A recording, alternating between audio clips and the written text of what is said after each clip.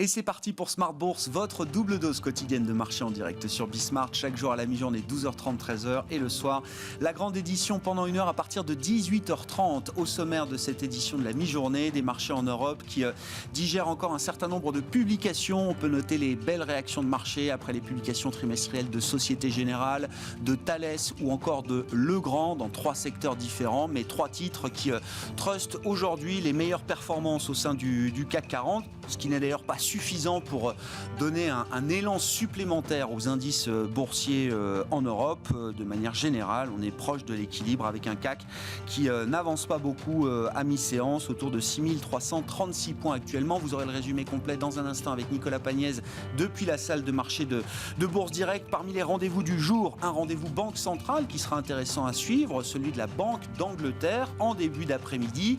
Avec cette question, certains imaginent déjà que la Banque d'Angleterre pourrait elle aussi, à son tour, commencer à communiquer sur une réduction progressive de son soutien quantitatif, de son programme d'achat d'actifs.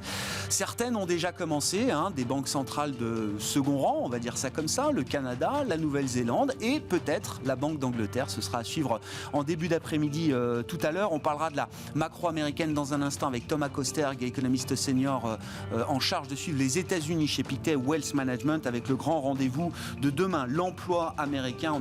On attend un chiffre très très fort avec quand même une question. Est-ce que les entreprises vont retrouver aussi facilement la main-d'œuvre actuellement disponible? Est-ce que les entreprises vont pouvoir réembaucher aussi facilement au rythme de leurs besoins? Question qu'on posera à Thomas Kosterg dans un instant. Et puis dans cette demi-heure, nous évoquerons le grand sujet de l'économie net zéro, la net zéro économie avec Laurent Babiquian, le directeur des marchés de capitaux du CDP Europe, le Carbon Disclosure Project.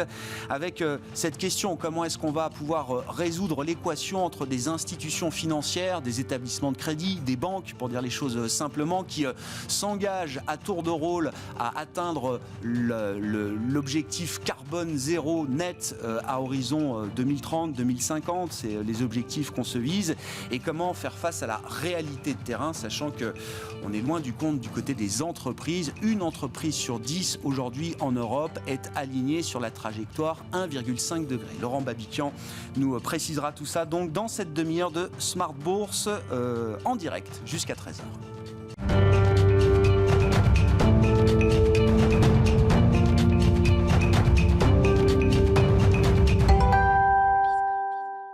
Mais d'abord, les infos clés du jour à mi-séance en Europe, c'est avec Nicolas Pagnès depuis la salle de marché de Bourse Direct.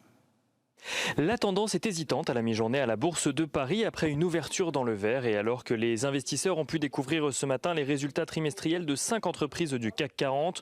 3 de ces entreprises figurent d'ailleurs dans le palmarès de l'indice à la mi-journée, à savoir Société Générale, Thales ou encore Legrand, tandis que ArcelorMittal et EssilorLuxottica reculent légèrement. Dans le détail de ces publications trimestrielles, Société Générale tout d'abord annonce un bénéfice net de 814 millions d'euros au premier trimestre contre une perte de 326 millions d'euros un an plus tôt. Une activité portée par ses activités de marché, mais aussi par la baisse des provisions passées par la banque face au risque d'impayé. Société Générale qui vise d'ailleurs une croissance de ses revenus supérieure à ses coûts, ainsi qu'une réduction du coût du risque de près de moitié sur l'année. Autre valeur a publié ses résultats ce matin. ArcelorMittal annonce de son côté des résultats trimestriels en progression avec un chiffre d'affaires à 16,1 milliards de dollars. L'aciériste fait également état d'un résultat net de 2,3 milliards de dollars environ contre une perte de 1,1 milliard de dollars un an plus tôt. ArcelorMittal qui se montre d'ailleurs confiant dans la croissance mondiale de consommation d'acier sur l'année 2021. Legrand fait état de son côté d'un bon premier trimestre grâce à une progression de la demande d'infrastructures électriques et informatiques sur la période. Le groupe vise à présent une croissance comprise entre 4 et 7% de son chiffre d'affaires avec une marge opérationnelle ajustée qui serait-elle entre 19,6% et 20,4% de son chiffre d'affaires. On continue avec Thales qui annonce renouer avec la croissance sur le premier trimestre. Son chiffre d'affaires progresse de près de 2% à périmètre constant à 3,9 217 milliards d'euros très exactement, grâce notamment à son activité de cybersécurité qui a compensé le recul de son activité aéronautique. Et on continue avec Essilor-Luxottica qui annonce de son côté des revenus en forte progression grâce à ses marchés en Amérique du Nord mais aussi en Chine. Son chiffre d'affaires progresse de 7,3% à un peu plus de 4 milliards d'euros. Pour l'ensemble de l'année, Essilor-Luxottica annonce viser une performance au moins similaire à celle de 2019. Au-delà des valeurs du CAC 40, on note également que Air France annonce s'attendre à un deuxième trimestre toujours compliqué après un premier trimestre encore plombé par les mesures de restriction.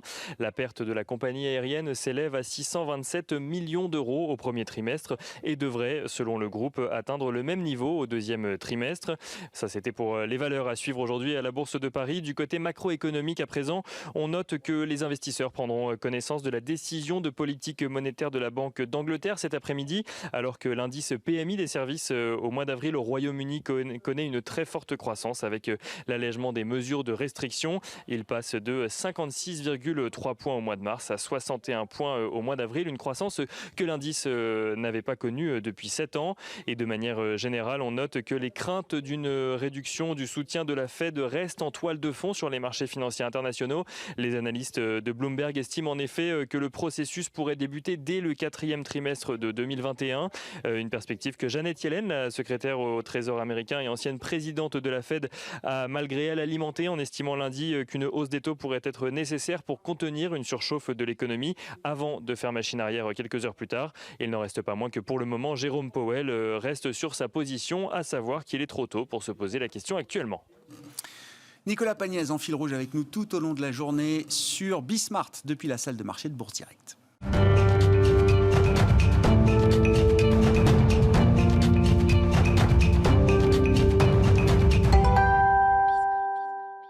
Quelques remarques de Thomas Kosterg avec nous par téléphone depuis Genève sur la situation économique américaine avant le grand chiffre de l'emploi demain. Bonjour Thomas, merci beaucoup d'être avec nous à distance. Vous êtes économiste senior en charge de suivre les États-Unis chez Pictet Wealth Management en Suisse, à Genève, je le disais Thomas. En fait, j'ai une question. On a le grand chiffre de l'emploi américain demain, le rapport mensuel sur l'emploi pour le mois d'avril. On attend des chiffres très élevés, au moins aussi forts que les créations d'emplois qu'on avait pu observer le mois précédent, autour de 1 million d'emplois peut-être attendus sur le mois d'avril. Thomas, est-ce que les entreprises américaines vont pouvoir réembaucher aussi vite, aussi rapidement toute la main-d'œuvre dont elles ont besoin aujourd'hui ? Tout à fait. Alors, deux choses. D'une part, au point de vue de la demande de travail, il faut quand même insister là-dessus, elle est très forte. Donc, on voit que tous les signaux sont verts en termes de volonté d'embauche. Voilà, les entreprises veulent embaucher. Clairement, si on mettait tous les indicateurs macroéconomiques qui sont relatifs au marché de l'emploi, on pourrait avoir, d'après les modèles dits traditionnels, ça pointe vers 1,5 million d'embauches potentiellement le mois dernier, donc sur un chiffre très fort. Maintenant, est-ce que ça va être vraiment la réalité ? Et en effet, comme vous le dites, on a quand même des signes d'un grand déséquilibre dans le marché de l'emploi entre vraiment les employés et les employeurs, c'est-à-dire qu'on a un certain attentisme, surtout dans les employés qui sont dans les services, ceux qui travaillent dans les restaurants, par exemple dans les loisirs, dans le tourisme. Est-ce que ces employés vont vraiment revenir ? Et les enquêtes qu'on a eues cette semaine montrent, les enquêtes des entreprises, les fameux indicateurs ISM, montrent qu'il y a un déséquilibre et que les entreprises ont eu de la peine à recruter. Donc ça montre quand même qu'on pourrait, malgré des modèles théoriques qui montrent potentiellement un bond très fort et potentiellement même au-dessus du consensus, en fait, on se rend compte qu'on peut avoir une déception étant donné qualitativement ce déséquilibre sur le marché de l'emploi. C'est ce que j'appelle les limites physiques de la reprise, et c'est vrai qu'on l'a vu à travers les enquêtes ISM dans le secteur manufacturier, et on sent qu'à un moment il y a une telle demande, de telle pénurie du côté de l'offre qu'il y a une limite physique qu'on peut pas franchir. Mais sur le marché du travail, comment vous expliquez, alors qu'on a peut-être, alors officiellement je crois que le chiffre est de 8 millions 5 d'emplois encore détruits par rapport au niveau d'avant-crise, peut-être 10 millions même si on prend des bases élargies sur le marché du travail, Thomas. Comment vous expliquez que certains employés peut-être ne soient pas tout de suite disponibles pour correspondre à un emploi qui est aujourd'hui en attente d'être pourvu ? Alors l'explication est assez simple aux États-Unis, elle a trait à la générosité du gouvernement fédéral. Je rappelle que les allocations chômage ont été dopées jusqu'au mois de septembre, et en effet, il est quand même à souligner que certains employés préfèrent en effet les allocations chômage qui ont été vraiment dopées et redopées une fois que Biden est arrivé au pouvoir au mois de janvier, puisque les allocations chômage ont été les allocations chômage extraordinaires du gouvernement fédéral ont été étendues jusqu'au mois de septembre. Donc en effet, il y a un problème là-dessus, c'est que et notamment ce qui se passe, c'est qu'il y a deux façons d'ajuster l'offre et la demande sur un marché, à travers la quantité ou à travers le prix. Et là, on n'a pas l'impression que les entreprises américaines ont envie de matériellement augmenter les salaires. Et donc il y a un ajustement par la quantité qui se fait, c'est-à-dire tout simplement les employés préfèrent soit rester chez eux, ou aussi, on a aussi des phénomènes que les salariés ont changé de secteur d'activité pendant la crise. Ça, c'est un phénomène important. Et d'ailleurs, troisième phénomène qui est aussi rentré en compte dans ce déséquilibre entre l'offre et la demande sur le marché de l'emploi, c'est qu'il y a des nouveaux secteurs qui sont apparus. Je pense notamment évidemment là, au secteur de l'Internet, mais aussi au secteur de nouvelles énergies. Et là, il y a des nouveaux métiers qui sont nécessaires, qui sont demandés, et il n'y a pas forcément en face les employés qui ont les qualifications nécessaires. Très intéressant, on suivra avec beaucoup d'attention effectivement cette dynamique du marché du travail américain. Alors on a eu les chiffres de création dans le secteur privé hier qui étaient plutôt en accélération par rapport au mois de mars. On aura les inscriptions hebdomadaires au chômage cet après-midi et puis ce grand rapport mensuel du marché du travail américain demain à 14h30 heure française. Thomas, je voulais que vous m'apportiez aussi peut-être un éclairage alors sur la petite phrase de Janet Yellen qui a fait couler un peu d'encre en début de semaine. Janet Yellen qui s'exprimait. Alors ce sont des remarques et des commentaires qui avaient été enregistrés le lundi, je crois, et qui ont été diffusés dans la journée de mardi. Une conférence ou des remarques au cours desquelles Janet Yellen a évoqué la possibilité d'une forte croissance américaine et qu'à un moment, peut-être, si cette forte croissance s'installait dans le temps, j'essaye de traduire, il faudrait peut-être qu'à un moment, les taux d'intérêt augmentent quelque peu pour éviter un risque de surchauffe trop important de l'économie américaine. Évidemment, avec un passé encore récent de présidente de la Fed, tout le monde a sauté sur cette petite phrase. Comment est-ce qu'on l'explique ? Est-ce que c'est une gaffe de la part de Janet Yellen ? Est-ce que c'est un argument que vous achetez ou est-ce qu'il y a d'autres explications possibles, Thomas ?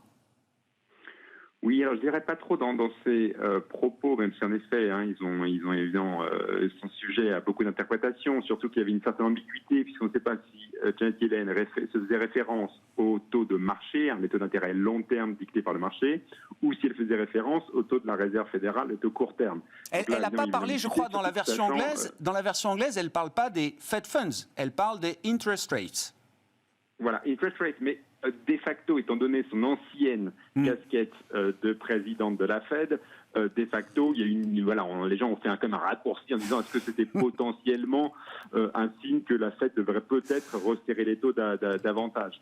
Voilà, moi je pense que c'était un peu une maladresse plus qu'autre chose. Il n'y avait pas de signe concernant la politique monétaire de la Réserve fédérale, surtout qu'il y a eu un avalanche de speech, donc de discours des membres de la Fed, qui sont tous quasiment à l'unisson pour dire on n'est pas prêt de retirer les achats d'actifs et on est encore moins prêt pour remonter les taux d'intérêt. Donc on a un message globalement très dovish de la part de la Réserve fédérale. C'est aussi pour ça que le marché obligataire lui-même ne s'est pas plus excité que ça après les propos de Janet Yellen. Je pense que c'est une maladresse et j'ai envie de dire aussi tout simplement un constat de la situation qui fait qu'en effet, les taux d'intérêt long terme ont eu tendance à monter depuis le début de l'année, en partie parce que la politique monétaire est très expansionniste, la politique budgétaire est également très expansionniste, et en plus, on a une reprise cyclique au niveau mondial, tout ça qui, dans la théorie macroéconomique, quelque chose dont elle est très friande d'ailleurs,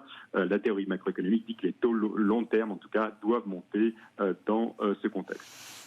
Un dernier mot peut-être, Thomas. Alors on est évidemment là sur des sujets géopolitiques qui nous éloignent un peu de l'économie, mais le rapport de force entre les États-Unis et la Chine est toujours un sujet important pour les investisseurs. On peut rajouter l'Europe également dans l'équation. Il y avait un G7 des ministres des Affaires étrangères qui se tenait hier, qui visiblement s'est pas très bien passé, avec des accusations assez directes qui ont été écrites dans le compte-rendu à l'encontre de la Chine sur la question de Taïwan, la question des droits de l'homme, etc. Est-ce qu'on peut imaginer, et ce serait sans doute un signal quand même assez puissant, que les États-Unis boycottent, et je crois que l'idée avait été évoquée, boycottent les Jeux Olympiques de Pékin l'an prochain, Thomas? Tout à fait. Donc déjà, il faut dire que la relation entre les États-Unis et la Chine est très tendue. Une interprétation du meeting du G7, c'est que Tony Blinken, donc le secrétaire d'État aux Affaires étrangères, cherche une coalition parmi les pays européens pour faire bloc par rapport à la Chine. Les reproches faits à la Chine concernent plusieurs pans. Il y a le pan des droits de l'homme, il y a aussi le pan économique, il y a le pan de la santé. Donc il y a vraiment beaucoup sur la table concernant la Chine.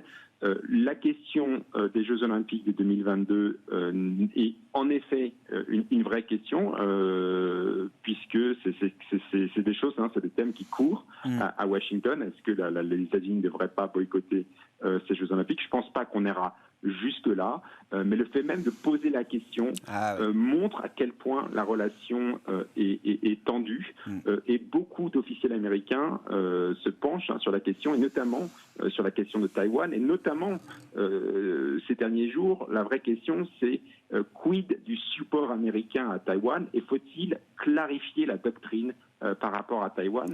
Et je pense qu'en sous-main, cette tension-là continuera, à mon avis, à affecter le moral des investisseurs, puisque encore une fois, on est dans un statu quo par rapport à l'ère Trump.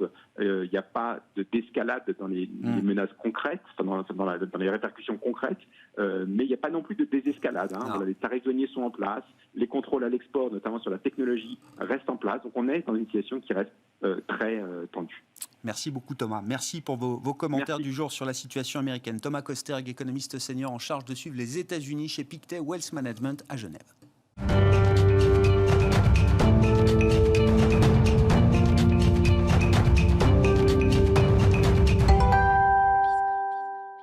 Tenir les engagements de la Net Zero Economy, on en parle avec Laurent Babiquian, le directeur des marchés de capitaux au CDP Europe. Bonjour Laurent. Bonjour. Bienvenue. Les stylos ont chauffé ces derniers jours, ces dernières semaines. Les engagements sont pris au plus haut niveau. Les États, bien sûr, on l'a vu à l'occasion du sommet climat organisé par la Maison-Blanche et Joe Biden, mais également les banques et les institutions financières. C'est là-dessus que je voulais que vous nous apportiez votre éclairage aujourd'hui. Il va falloir que les portefeuilles de crédit des institutions financières, des banques, pour dire les choses simplement, soient alignés sur la trajectoire 1,5 degré. Évidemment, c'est un travail colossal, surtout quand on regarde du côté des emprunteurs, des entreprises. On voit un écart énorme entre la trajectoire de la majorité des entreprises aujourd'hui qui ont accès au financement bancaire et les engagements qui sont pris par les institutions financières. Comment on peut mettre ce sujet en perspective et peut-être apporter quelques idées de résolution? Écoutez, merci de m'avoir invité pour parler de ça. Effectivement, il y a une grosse déconnexion entre les intentions annoncées, parce que c'est très bien en termes de marketing, et la réalité de ce que les investisseurs ou les institutions financières, parce que je parle aussi pas simplement du crédit, mais de l'investissement en capital, peuvent faire. On a fait une étude il y a 2 mois avec Oliver Wyman où on démontrait en Europe qu'il y avait entre les banques européennes qui avaient annoncé qu'elles voulaient être neutres en carbone en 2050, donc net zéro économie, et la réalité des entreprises auxquelles elles pouvaient prêter de l'argent, il y avait un gap à peu près de 4 000 milliards d'euros d'argent qui dit qu'il veut être neutre en carbone, et de la réalité sur le marché, vous l'avez dit tout à l'heure, une entreprise sur 10 aujourd'hui en Europe est alignée sur un monde à 1,5 degré. Ça, c'est mesuré par quelque chose qui s'appelle les Science-Based Targets, qui est quelque chose de fondamental. Donc il va falloir qu'il y ait beaucoup plus d'entreprises qui soient approuvées par l'initiative Science-Based Target, qui a été co-créée par le CDP et le WWF. Et aujourd'hui, il n'y a que 688 sociétés agréés, science-based target. Il y a encore le même nombre, à peu près 700, qui veulent en être, qui sont dans le processus. Donc, il faut faire des milliers d'entreprises comme ça. Donc, il faut augmenter ça parce que ça va permettre aux investisseurs de pouvoir avoir un univers d'investissables ou bien de propriétés plus grand pour qu'eux-mêmes puissent avoir leur portefeuille qui soit aligné sur un monde à 1,5 degré. Encore une fois, le chiffre est marquant. Si le coût prêt tombait aujourd'hui, s'il fallait arrêter de prêter aux entreprises qui ne sont pas impliquées sur une trajectoire 1,5, 9 entreprises sur 10 en Europe n'auraient plus accès à ce type de financement bancaire ou en fonds propres. Absolument, absolument. Et on va voir probablement quelque chose qui va se passer sur le marché, c'est que les entreprises qui sont alignées vont avoir un coût du capital qui va baisser en relation avec les entreprises qui ne sont pas alignées. Donc ça, je pense qu'on va commencer à le voir très très vite, puisque maintenant la pression augmente. En plus, il y a la COP26 qui arrive. Donc ça, c'est une chose. La deuxième chose, c'est que les investisseurs eux-mêmes, il faut qu'ils soient beaucoup plus transparents. Aujourd'hui, ils ne déclarent que très peu leur scope 3, c'est-à-dire la teneur en carbone de leur portefeuille de crédit ou de leur portefeuille d'actions. Et ce qui est le scope 3 d'un investisseur et ce qu'on appelle les émissions financières est égal à 700 fois les émissions directes, c'est-à-dire la lumière dans les bureaux ou l'énergie nécessaire pour avoir les écrans Bloomberg dans les salles de marché, des choses comme ça. Donc c'est peanuts. Et donc il y a très peu, il n'y a que 25% des institutions financières qui déclarent quelque chose sur le scope 3, pas 100% de leur scope 3, quelque chose, et en général c'est inférieur à 50%. Donc on est très très loin d'avoir une transparence réelle de ce que financent les investisseurs aujourd'hui sur le marché. Ça, c'est un vrai problème. Il faut peut-être préciser, même réexpliquer ce qu'est ce scope 3 et à quoi ça correspond quand on est une institution financière. C'est l'argent que j'ai prêté, au final, comment est-ce qu'il est utilisé et quelle est l'empreinte environnementale finale de cet argent, du crédit que j'ai pu octroyer à une entreprise. Alors du crédit que j'ai pu octroyer ou bien de l'action que j'ai achetée. Comment on peut arriver à mesurer ça? Est-ce que c'est réaliste de se dire qu'une banque, dans les activités de financement au sens large qu'elle peut avoir, peut aller jusqu'à mesurer en fin de chaîne l'empreinte de l'euro qu'elle a prêté à une entreprise qui va l'utiliser aussi d'une manière qui ne dépend pas forcément de la banque. Oui, mais elle va être obligée de le faire. Et surtout, si elle rejoint une coalition, la Net Zero Banking Coalition, 43 banques, c'est un des critères. Il faut divulguer le scope 3 tous les ans et il faut mettre, une fois que je calcule le scope 3 de mon portefeuille de prêt ou de mon portefeuille d'actions, après il faut que je mette un objectif pour réduire ce scope 3. Et ça, elles vont devoir le faire, ces 43 banques, un objectif à 2030 et un objectif à 2050 pour être neutre en carbone. Et un tool pour faire un outil pour faire ça, c'est le calcul des températures. On est capable aujourd'hui sur le marché de calculer la teneur, la trajectoire de température d'un portefeuille de crédit pour une banque ou bien d'un portefeuille d'actions pour une banque. Et il va falloir que ce chiffre de température tende vers le 1,5 parce qu'en général, aujourd'hui, on est plutôt plus entre 2,5 et 3,2 degrés puisque l'économie mondiale est estimée sur une trajectoire de 3,2 degrés. Donc il va falloir utiliser ça et ensuite les banques elles-mêmes peuvent être approuvées par la Science Based Target Initiative et qui donnera un tampon pour dire, voilà, si vous réalisez effectivement dans le temps imparti que vous nous avez donné, vos objectifs de réduction d'émissions essentiellement de scope 3, alors vous serez sur une trajectoire de 1,5 degré. Donc on va avoir maintenant cette demande de plus en plus de transparence et ça c'est une nécessité si on veut aller vers un monde à 1,5. Il y a une grande question qui se pose et je sais que tous les investisseurs n'ont pas forcément tranché cette question. Est-ce que la net zero economy est compatible avec des attentes de retour sur investissement, de return on equity de 10-15% qui sont les standards du marché aujourd'hui quand on parle de financement en capital ou autres, ce sont encore les TRI cibles qui sont visés par les investisseurs aujourd'hui, y compris des investisseurs engagés dans de l'impact. Alors ça, c'est un chiffre. Comment vous tranchez cette question ou pas d'ailleurs, Laurent? C'est une excellente question et merci de me l'avoir posée. Parce que ça, c'est un chiffre magique. D'où ça vient ces 10 à 15% de return on equity? Voilà, c'est un chiffre sur le marché, c'est ce qu'on dit. Quand on va sur le marché, c'est ce que les investisseurs demandent. Effectivement, si vous faites ça, ça veut dire que vous allez devoir financer des entreprises qui vont faire des gros projets internationaux et autres. De l'innovation, de l'innovation, technologique, etc. Bien sûr. Peut-être aussi un petit peu d'optimisation fiscale, ce qui n'est pas forcément le bon côté des choses. Alors que quand on a un secteur mutualiste, par exemple, en France, les banques mutualistes, toutes les banques mutualistes, la Caisse des dépôts, toutes les banques mutualistes, le Crédit Agricole, ce sont des banques dont le return on equity, c'est plutôt plus entre 5 et 7%. Donc, ça veut dire plus faible. Et ça veut dire qu'avec ça, vous pouvez financer des projets qui sont moins ambitieux, probablement plus locaux et probablement qui vont permettre de régler certains problèmes que nous avons vus avec le Covid, c'est-à-dire moins dépendre de l'extérieur et avoir plus d'industrialisation à l'intérieur, d'autant plus qu'à l'extérieur, il y a des menaces d'inflation qui arrivent à travers le coût des matières premières. Le cuivre est proche de ses plus hauts historiques, le pétrole a fait x7 depuis l'année dernière. Donc on n'a pas encore atteint le pic du pétrole. Il y a plein de gens qui disent qu'on l'a atteint, mais on ne l'a pas encore atteint.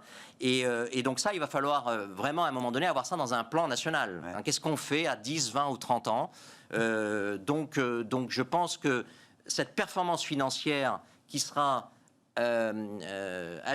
doublée d'une performance de l'impact de ce que je fais. Je finance plus local, je finance plus des projets qui vont avoir plus d'impact sur les populations, sur le bien-être général. Donc, on va commencer à parler d'impact et de la mesure de l'impact.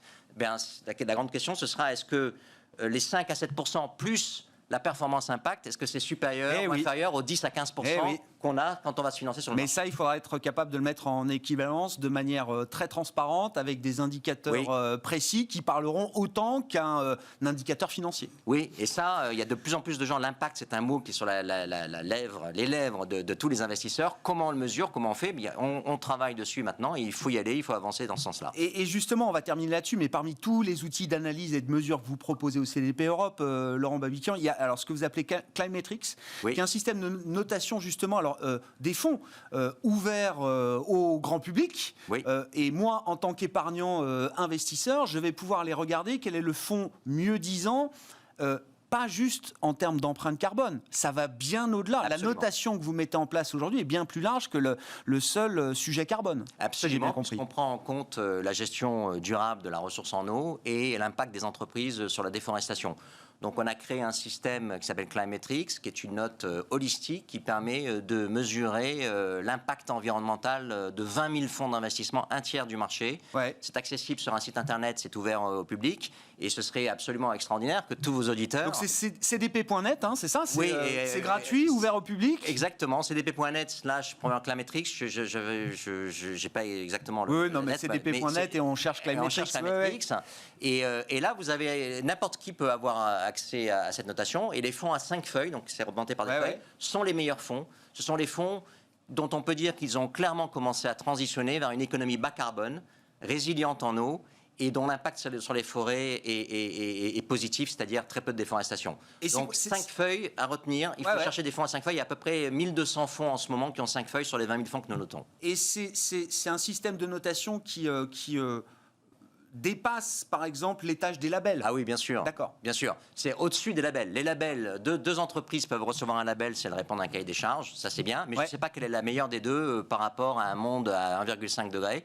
Alors qu'avec Climetrix, je sais qu'un fonds à 5 feuilles est nettement meilleur qu'un fonds à 4 feuilles. Et les deux peuvent être labellisés ESR sous la réglementation française actuelle. Exactement. Puisqu'on prend dans la notation Climetrix, on donne des points supplémentaires aux fonds s'ils ont un label.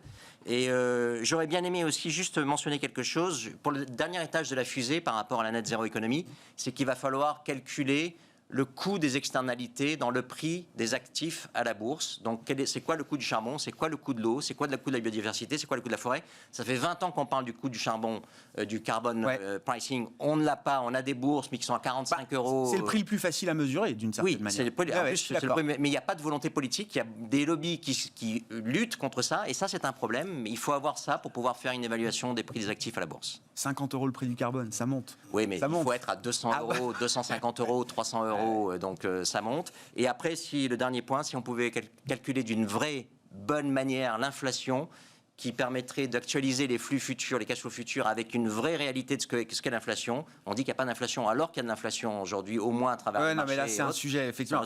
Non, mais c'est toute la chaîne de mesure des prix, finalement, qui est à repenser. Qui est à repenser. On en reparlera avec vous. Je suis ravi Laurent, quand vous voulez. Arrêtons-nous là et teasons pour la suite. Merci. Laurent Babiquian, directeur des marchés de capitaux du CDP Europe, avec nous dans Smart Bourse à la mi-journée. On se retrouve ce soir à 18h30 en direct.